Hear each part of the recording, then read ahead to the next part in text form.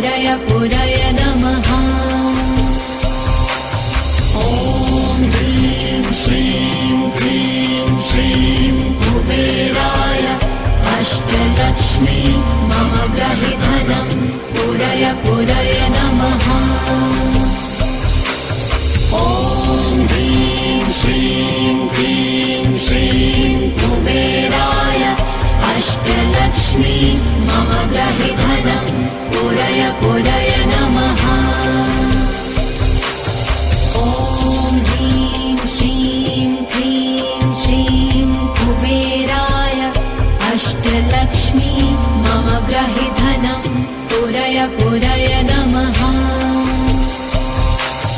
ॐ ह्रीं श्रीं क्लीं श्रीं कुबेराय अष्टलक्ष्मी मम गृहे धनं